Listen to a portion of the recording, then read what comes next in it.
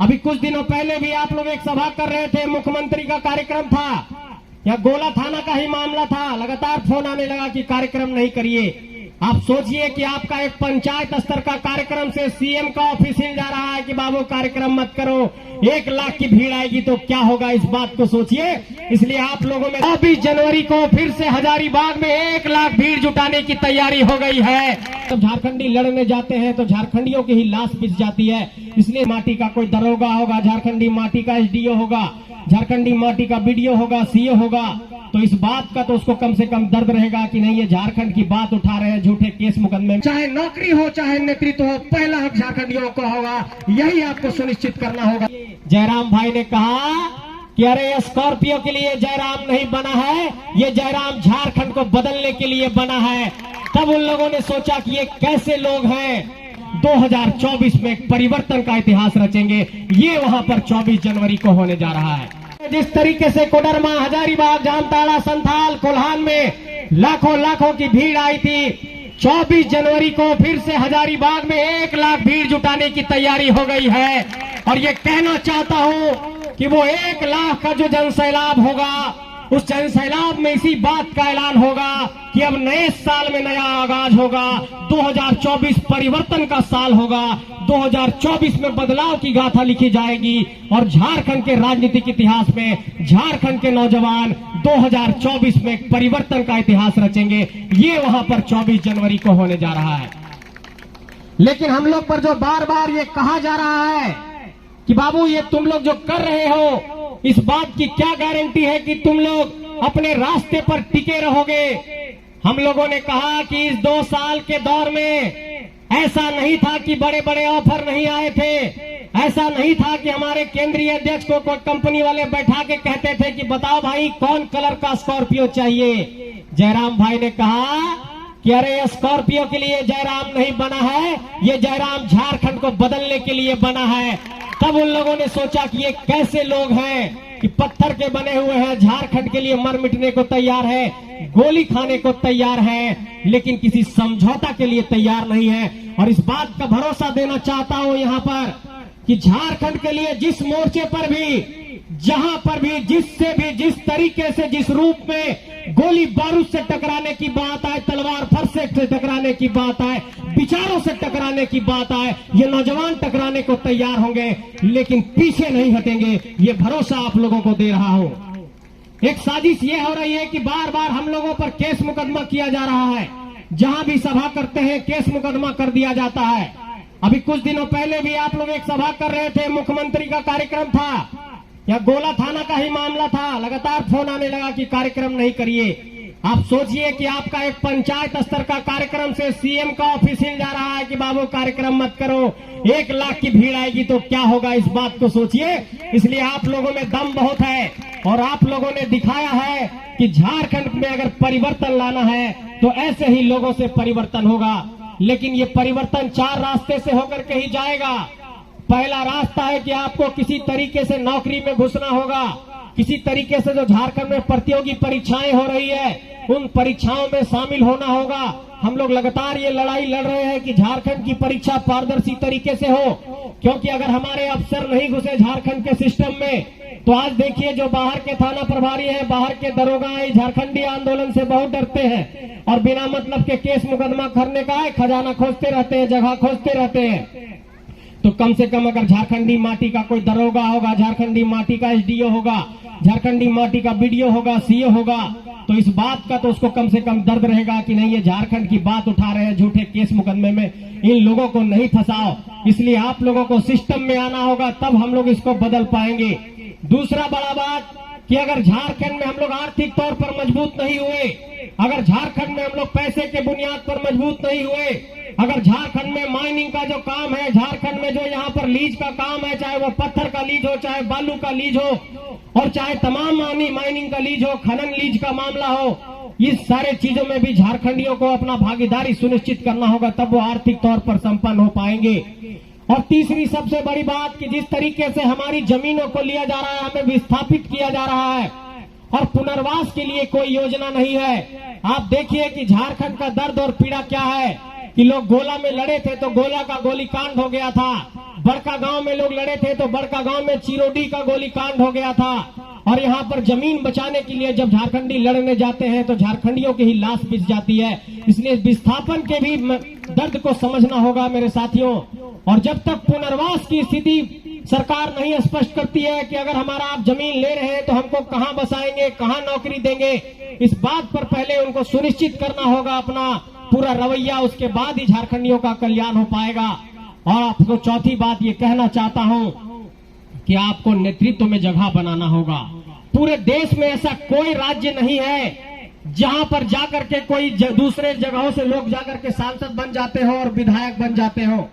आप देखिए पूरा दक्षिण भारत को, तेलंगाना को देखिए, आंध्र प्रदेश को देखिए, केरला को देखिए, कर्नाटक को देखिए, उन तमाम राज्यों को देखिए, उतना छोड़िए बगल में बंगाल को देखिए। तब बंगाल में जाकर के मैं ये कहना चाहता हूं हाजीपुर बक्सर वालों को, बलिया वालों को, कि अगर है तुम में इतनी ताकत तो जाकर के बंगाल में जाकर के महाराष्ट्र में चुनाव लड़ करके दिखाओ। ये झारखंडियों को चारागाह समझ लिए हैं, झारखंड की धरती को चारागाह समझ लिया। ऐसे लोगों को बेदखल करना होगा मेरे साथियों। कोई आ रहा है भागलपुर से तो गोड्डा का सांसद बन जा रहा है, कोई बक्सर से आ रहा है तो हजारीबाग का सांसद बन जा रहा है, कोई राजस्थान से आ रहा है तो रांची का सांसद बन रहा है, कोई बिहार से आ रहा है तो चतरा का सांसद बन रहा है, कोई बक्सर से आ रहा है तो पलामू का सांसद बन रहा है।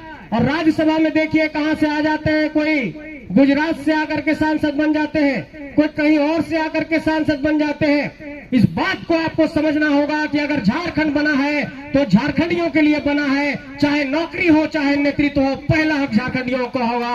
यही आपको सुनिश्चित करना होगा मेरे साथियों।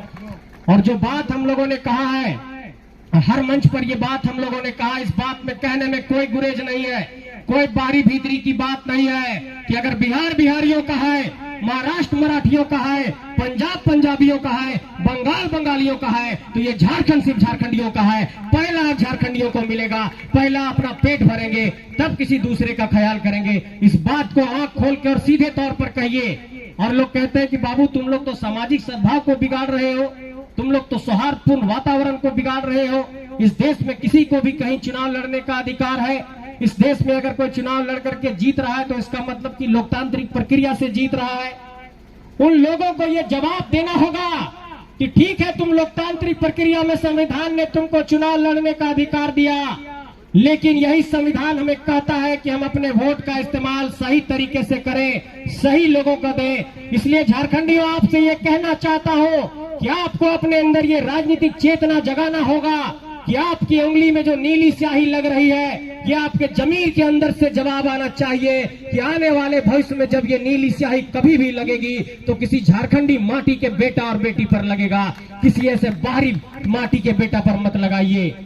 और ये बात भी आप लोगों को सुनिश्चित करना होगा कि बार बार कोई राजा का बेटा राजा बन जा रहा है, कोई राजा की बेटी रानी बन जा रही है, कोई राजा की पत्नी रानी बन जा रही है। इस तरह की परिस्थितियों को बदलना होगा मेरे साथियों, तब झारखंड की राजनीति बदलेगी। यहाँ पर वंशवाद की राजनीति है, यहाँ पर परिवारवाद की राजनीति है, यहाँ पर पूंजीवाद की राजनीति है। और इन लोगों को ऐसा लगता है कि विधायक के घर से ही विधायक निकलेगा, सांसद के घर से ही सांसद निकलेगा, और इन लोगों ने इन सारे चीजों को एक फैक्ट्री समझ लिया है।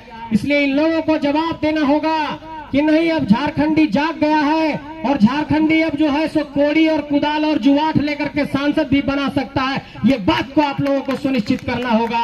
ये लोग आएंगे लंदन की डिग्री लेकर, अमेरिका की डिग्री लेकर, और आपको कहने लगेंगे कि नहीं नहीं, मैं तो एकदम वर्ल्ड क्लास एजुकेशन लेकर के आया हूँ, विदेश में पढ़ा हूँ, और अलग अलग तरह की बात कहने लगेंगे, आपको बरगलाएंगे और आपको ये डराने लगेंगे कि ये मंदिर की बात, ये मस्जिद की बात, वो कहेंगे कि ये धर्म खतरे में है, वो धर्म खतरे में है। वो कभी ये बात नहीं कहते हैं कि झारखंडियों का अधिकार खतरे में है। इन लोगों के साजिश को समझना होगा, और जो लोग आप लोगों को लड़ा रहे हैं उन लोगों के साजिश और षड्यंत्र को समझना होगा। अगर इस साजिश और षड्यंत्र को आज की तारीख में हम लोग नहीं समझेंगे तो ये समझ लीजिए कि झारखंड 23 सालों में जिस तरीके से लूटा गया है, जिस तरीके से आपके लोग रिक्शा चलाने को, जिस तरीके से आपके लोग चाय बेचने को, जिस तरीके से आपके लोग गुमटी खोल करके गुजारा करने को एक तरीके से मजबूर हो गए हैं, ये स्थितियां आगे वाली पीढ़ी में भी इसी तरीके से बनी रहेगी। इसलिए जो यहाँ छोटे छोटे नौजवान हैं, जब ये 20-25 साल के हो जाएंगे तो अपने पिता से सवाल करेंगे कि बाबूजी जब झारखंडियों का हक अधिकार लूटा जा रहा था तब आप कहां थे? तब आपके पास ये नैतिक बल होना चाहिए कि हाँ, हम उस लड़ाई में जेबी केसेस के साथ थे, उस लड़ाई में साथ खड़े थे, उस लड़ाई में साथ कदम ताल कर रहे थे। ये नैतिक बल आपके साथ होना चाहिए। और इस बात को छोड़ दीजिए कि कहां पर जेबी केसेस में पद मिल रहा है, नहीं मिल रहा है, इस बात को छोड़ दीजिए। सिर्फ एक बात तय कर लीजिए कि इस संगठन को अगर कुछ देना चाहते हैं, झारखंड को अगर कुछ देना चाहते हैं, तो कुछ नहीं करना है। गांव-गांव में 20 आदमी 30 आदमी में जाकर के कहिए कि बाबू आने वाले वक्त में अब झारखंड के लोगों को ही मौका देना है। इतनी सी बात आपको कहनी है। और इन लोगों का बहुत बड़ा प्रबंधन होता है। ये लोग हर पेज का पन्ना प्रमुख बनाता है। एक वोटर लिस्ट में जितना 25-30 वोटर होता है उसमें लोग पन्ना प्रमुख बनाता है संगठन वाला लोग। आप लोगों को कहना होगा कि ये पन्ना प्रमुख बनाने वालों का जवाब हम लोग अंगना प्रमुख बना करके देंगे। 105 अंगना तय करिए कि 50 आदमी तक ये संदेश लेकर के जाएंगे कि झारखंडियों के हक अधिकार की लड़ाई में साथ देना है, तभी इन लोगों से लड़ पाएंगे। क्योंकि हम लोगों के पास पैसा नहीं है, हम लोगों के पास बड़ी गाड़ियां नहीं है, हम लोगों के पास बड़ा पूंजी नहीं है। हम लोग बड़े बड़े बूथ कमेटी पर जाकर के 10,000 50,000 खर्चा नहीं कर सकते हैं। हम लोगों के पास सिर्फ एकमात्र ताकत है, विचारों की ताकत है। और आप लोगों के पास एक ताकत है, सबके पास एक ताकत है, एक वोट देने की ताकत है। इसका सही से इस्तेमाल हो झारखंड के भीतर, ये आप सबों से कहना चाहता हूं। और इस साजिश को समझना होगा कि जो जमीन अधिग्रहण की प्रक्रिया है, हम लोग बार बार कहते हैं कि अरे बाबू तो मेहनत बड़ी करो हा, लेकिन जीतो पारभा ये सब सेरेन थीम, ये सब बात हमके कहो तो गांव घर में जाइए तो कि बाबू इतना इतना बड़ा हथियन थीम कैसे पारभा। उन सबको हम लोगों ने कहा है कि सारे बात को दरकिनार करिए। सब कह रहे हैं बाबू दूसरे दूसरे लहर चलो हो, देश में अलगे लहर चलो हो, कोई अलग नेता के नाम पर, कोई अलग नेता के नाम पर, वो सब लहर में कैसे टिकबा। उन लोगों से ये सवाल करिए कि जो बड़ी कोयला खनन की परियोजनाएं लगी, अगर अडानी यहाँ पर आया, अगर अडानी बांग्लादेश बिजली भेज रहा है, अगर अडानी बड़का गांव में जमीन लेना चाहता है, अगर यहाँ पर गोला में इतने खनन की परियोजनाएं चल रही है, रामगढ़ में चल रही है, यहाँ पर आलोक स्टील है, और इन लोगों को अगर प्रदूषण की जिंदगी जीने पर मजबूर होना पड़ रहा है और तमाम लोगों को अगर यहाँ पर परेशान होना पड़ रहा है, तो क्या सिर्फ इसमें कोई एक जिम्मेवार है? अगर आप गौर से आकलन करेंगे तो आपको ये नजर आएगा कि चाहे वो राज्य सरकार हो, चाहे केंद्र सरकार हो, सबको डंके की चोट पर ये कहना चाहता हूं कि सभी लोगों ने झारखंडियों को छला है और सभी लोगों ने झारखंड के हक अधिकार को कुचला है। क्या झारखंड के 14 सांसदों में और 6 राज्यसभा के सांसदों में इतनी कुव्वत नहीं थी कि 2 साल से आंदोलन चल रहा है तो देश के सबसे बड़े पंचायत दिल्ली में ये बात कहे कि झारखंड में 2 करोड़ 3 करोड़ लोग ये आंदोलन कर रहे हैं कि स्थानीय नीति बनाओ, नियोजन नीति बनाओ, पुनर्वास की नीति बनाओ, लेकिन आपके एक भी सांसद ने इन बिंदुओं पर जाकर के वहां नहीं कहा। इसका मतलब कि जिन झारखंडी माटी के लोगों को चुना वो लोग भी हम लोगों से वादा खिलाफी कर दिए, और जो बाहर के सांसद चुने वो तो खैर लगातार उनका कुछ कहना ही नहीं है। इसका मतलब ये हुआ कि हम ये बात कह रहे हैं कि झारखंडी माटी का ही बेटा बेटी को सांसद विधायक बनाना है। इसका मतलब ये भी नहीं है कि जिसको एक बार मौका दिए और अगर वो फेल साबित हो गया है, अगर आपके कसौटी पर खरा नहीं उतरा है, तो वैसे अवसरवादी लोगों को भी बेदखल करना है। अरे झारखंडीय यार, हम इनसे अगर वो वादा खिलाफी किया है तो वैसे लोगों को भी स्वीकार मत करो, ये भी कहना चाहते हैं आप सबसे। तब ये झारखंड बचेगा, क्योंकि इसी कॉर्पोरेट लोगों के हाथों में जाकर के ऐसे लोग वहां पर बिक जा रहे हैं और झारखंड के हक अधिकार को बेच दिया जा रहा है। इसलिए आप सबसे कहना चाहते हैं कि पिछले 23 साल में झारखंड के भीतर इतना बड़ा कोई आंदोलन नहीं हुआ कि 2 साल तक कोई आंदोलन चलता रहे, लगातार चलता रहे, लगातार सभाएं होती रहे। और आप सोचिए कि पूरे झारखंड ही नहीं पूरे देश में इस बात की चर्चा है। अभी जब मैं परसों हिसार में था तो आ रहे थे हम फ्लाइट में, एक दिल्ली के पत्रकार मिल गए जो रांची आ रहे थे।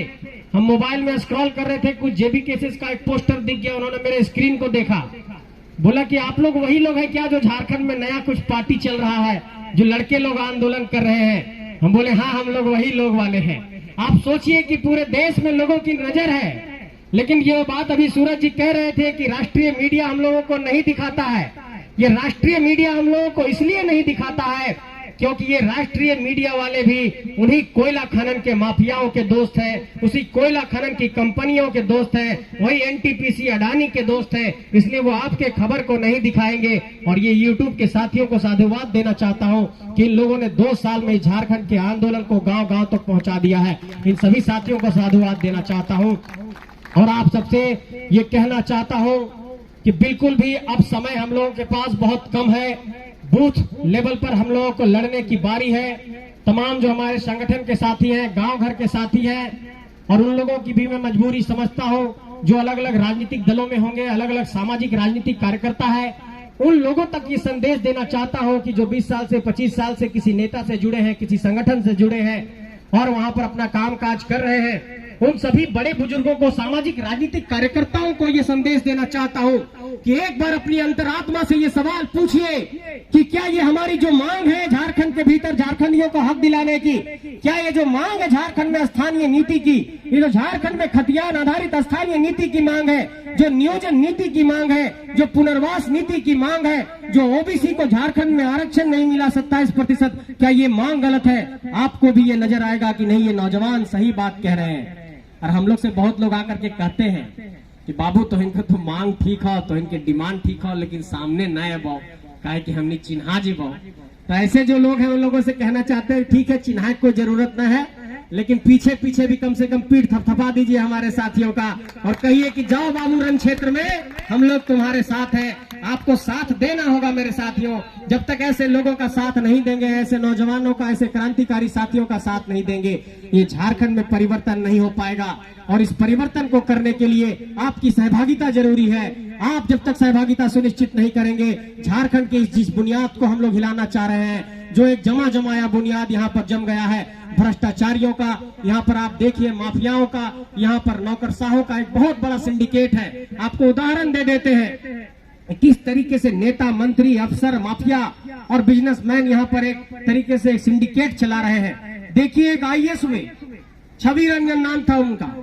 आईएएस जब बनता है यूपीएससी की परीक्षा देकर के बनता है, यूनियन सर्विस पब्लिक कमीशन, संघ लोक सेवा आयोग, देश की सबसे बड़ी परीक्षा। ईमानदारी का लोग शपथ लेते हैं कि जा रहे हैं सिस्टम में, और झारखंड में आते हैं तो सबका ईमान डोलने लगता है, कोयला बेचने लगते हैं और जमीन बेचने लगते हैं। एक और आईएएस थी पूजा सिंघल, आपने देखा हो, वो भी फंसे।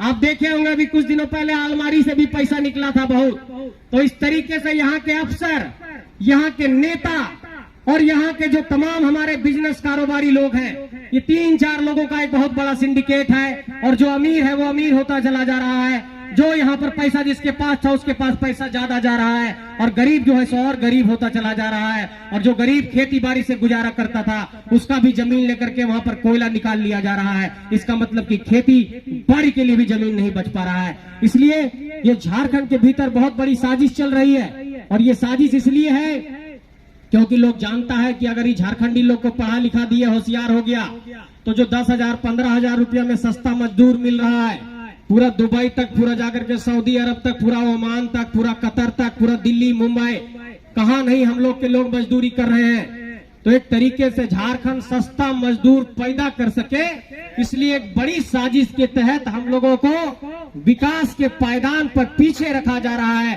ताकि झारखंडी पीछे रहे। इसलिए आप देखते होंगे कि झारखंड निर्माण के बाद भी यहाँ पर शिक्षा के बुनियाद पर कोई बहुत बड़ा विकास नहीं हो पाया, रोजगार के बुनियाद पर भी कोई बड़ा विकास नहीं हो पाया, और यहाँ पर सिर्फ लूट खंड का एक तरीके से कारोबार चला है। चाहे वो तमाम सरकारें भी आई हो तो यही करती रही हैं। इसलिए मैं ये कहना चाहता हूँ आप सबसे कि इसके बाद अब कोई बड़ी क्रांति नहीं होगी। झारखंड के लिए जो